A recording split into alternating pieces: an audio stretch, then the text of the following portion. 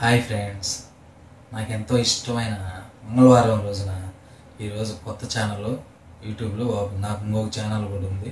ఒక 2 రోజుల ముందు ఓపెన్ చేశాను.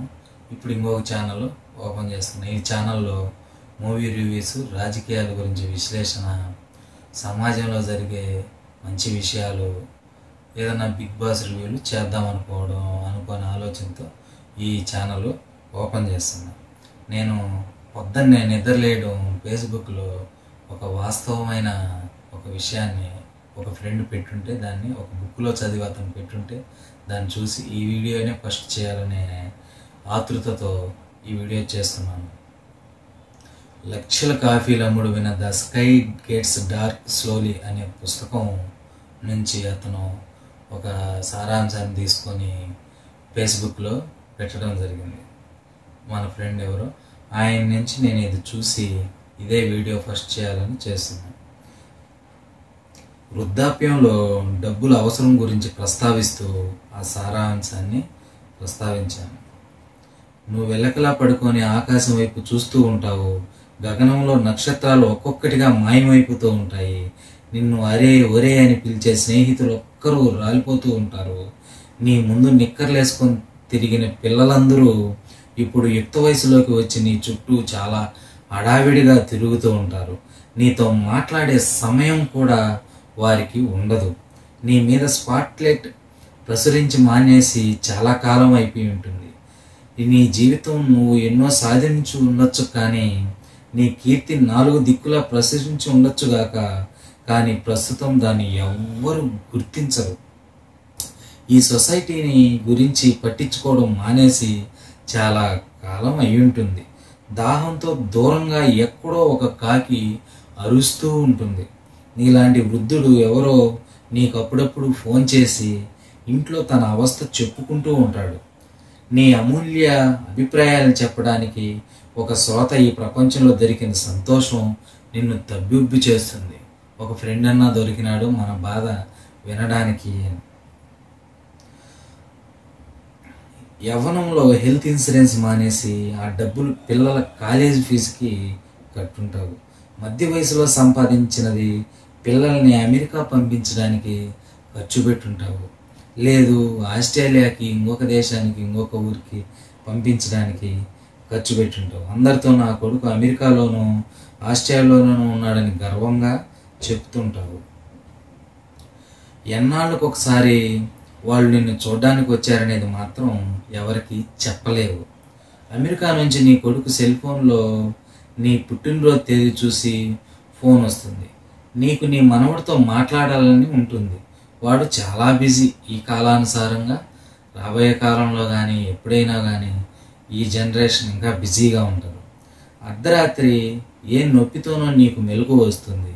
పక్క గదిలోకి వారి నిద్రభంగం చేయలేకను, పక్క ఇళ్లల్లో ఉండే వాళ్ళ నిద్రభంగం చేయలేకను, ఇదే నిద్ర లేపాలా వద్దా అనే ఆలోచనతో తెల్లవారిపోతుంది.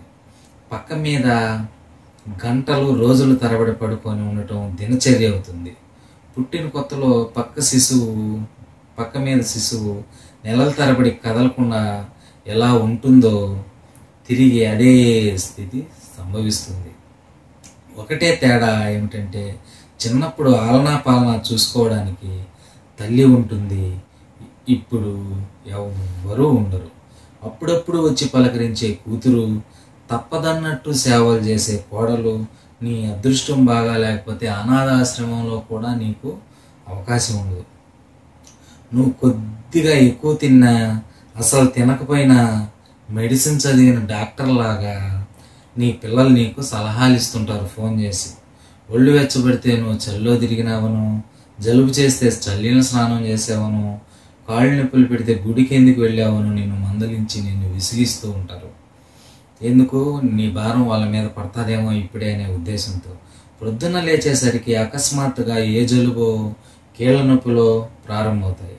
బాత్రూంలో పడటము, కాళ్ళు విరగటము, జ్ఞాపక శక్తి నశించటము. ఆసుపత్రికి వెళ్ళినప్పుడు డాక్టర్ చాలా క్యాజువల్గా నీ క్యాన్సర్ అని చెప్పడం మొదలైనటువన్నీ నీ జీవితంలో భాగమైపోతాయి. క్యాన్సర్ అనో, ఇంకో గుండె జబ్బను, అదనో ఇదనో నీ జీవితంలో ఈ భాగమయ్యేటట్టు చేసేస్తారు డాక్టర్లు. నీది మరీ మధ్య తరగతి కుటుంబం అయితే నువ్వు సంపాదించిన డబ్బులు నీ ఆసుపత్రి ఖర్చుల కోసం ఖర్చు పెట్టాలా, చూసి చూడనట్టు నీ మరణం కోసం వేచి ఉండాలా అనే ఆలోచనతో నీ పక్క గదిలోనే నీ వాళ్ళు చర్చిస్తూ ఉంటారు. మరేం చేయాలి? The sky gets dark slowly అనే పుస్తకంలో రచయిత ప్రస్తుత జీవన విధానం మార్చుకుంటే, గుర్తుపెట్టుకోండి, ప్రస్తుత జీవన విధానం మార్చుకుంటే రాబోయే తరానికి మనకు మధ్య వయసు వచ్చేటప్పటికో ముసలితనం వచ్చేటప్పటికో ఇటువంటి సమస్యలు రాకుండా ఇప్పుడే నియంత్రించుకోవచ్చు. ఒక్క దీపమే ఆరిపోతుందని గ్రహించిన వ్యక్తి జీవితపు ఆఖరి స్టేజ్ కోసం ఆరోగ్యవంతంగా ప్రిపేర్ అవ్వాలంటే 5 సూత్రాలు గుర్తించుకోవాలి అంటాడు ఆ బుక్లో. ఆకాశం పూర్తిగా నల్లబడక ముందే నీ దారి పొడుగునా లైట్లు వెలిగించే శక్తి ఉన్నంత వరకు పనిచేస్తూ ఉండు. నీకన్నా అశక్తులకి అనాథలకి సహాయం చేస్తూ ఉండు. మన బిడ్డలే అనుకోకుండా పక్కవారికో పేదవారికో సహాయం చేస్తే ఆ పుణ్యం మన వెంటే ఉంటుంది. ఏకాంతం స్థానే శూన్యత ప్రవేశించినప్పుడు అది అతి తొందరలో ఒంటరితనంగా మారుతుందన్న విషయాన్ని నువ్వు ఎంత తొందరగా తెలుసుకుంటే అంత బాగుంటుంది. ప్రతి మనిషి చుట్టూ ఒక తావి ఉంటుంది. వయసు పెరిగే కొద్దీ అది సుగంధ సౌరభ పరిమళంలోనూ దుర్గంధ పూరితంగానూ మారుతుంది. ఎలా మారుతుందనేది హుందాతనాల నీ చాదస్త ప్రస్తావన మీద ఆధారపడి ఉంటుంది. పిల్లలు పుట్టగానే లావు అవడం సహజం అనుకోకు. చాపల్యం తగ్గించు. ఒక వయసు వచ్చాక తిండి ఆనందం కాదు, అవసరం. వయసు పెరిగే కొద్దీ శరీరం ఇచ్చే సంకేతాలు గమనించు. పెగ్గులు సిగరెట్లు తగ్గించు. ఆంధ్ర తెలంగాణలో 1,05,000 మందికి స్త్రీలకు కూడా థైరాయిడ్ సమస్యలతో బాధపడుతున్నారని అంచనా. వయసు వల్ల వచ్చిన అధికారంతో నీ చుట్టూ ఉన్న వాళ్ళని శాసించుకో. వీలైనంత వరకు వారి చర్యలపై నీ అమూల్య అభిప్రాయాన్ని వెల్లడి చేయకు. నీ బోధనలు ఆపి ఒక్కడివే ఉండటం ఎలాగో నేర్చుకో. లేకపోతే నీ ఇంటి వారు నిన్ను మరింత దూరం పెడతారు. ఒంటరిగా కూర్చొని పుస్తకాలు చదువు. మరింత జ్ఞానం వస్తుంది. ప్రపంచంలో ఏం జరుగుతుందో తెలుస్తుంది. ఏకాంతంలో సంగీతాన్ని వినడం కూడా నేర్చుకుంటే మనసు చాలా ప్రశాంతంగా ఉంటుంది. ఓపుకుంటే మొక్కల్ని పరిరక్షించు, మొక్కల్ని పెంచు, వీలైతే మొక్కల్ని నాటమని సగటు ప్రజలకి తెలుపు. చిన్నపిల్లలతో కొద్దిసేపు వారికి ఇంట్రెస్ట్ ఉన్న టాపిక్స్ కబుర్లు చెప్పు. చిన్నపిల్లలతో కొద్దిసేపు వారికి ఎలా ఉండాలో, జీవితం ఎలా నేర్చుకోవాలో అవకాశం ఉంటే అది కూడా వాళ్ళతో చర్చించు. అఫెక్షన్ బ్యాంకులో ఆప్యాయతని క్రెడిట్ చేసుకుంటూ వెళ్ళు. ఎప్పుడైతే నువ్వు మానసికంగా ఎలా ప్రిపేర్ అయ్యావో నీ వృద్ధాప్యాన్ని ఒక 10-15 సంవత్సరాలు వాయిదా వేయగలవు అని ఆ బుక్లో ఒక రచయిత రాసిన సారాంశం. జీవితం బళ్ళును తెల్లవారుతుంది, మెల్లగా చీకటి పడుతుంది. సర్వేజన సుఖినో భవంతు. ఇది ఫేస్బుక్లో నేను పొద్దున్నే చూడడంతో ఇదే మన ఫస్ట్ వీడియో కావాలని ఎంతో భావోద్వేగంతో, వీడియో లెంత్ ఎక్కువైనా, ఇది ప్రస్తుతానికి ఇంత వీడియో నా ఛానల్కి అవసరం లేకపోయినా నేను ఇది చేయడం జరిగింది ఒక సెంటిమెంట్గా. నా ఈ ఫస్ట్ వీడియో మీకు నచ్చితే లైక్, షేరు, కామెంటు, సబ్స్క్రైబ్ చేస్తారని మనస్ఫూర్తిగా కోరుకుంటూ సెలవు తీసుకుంటున్నాను.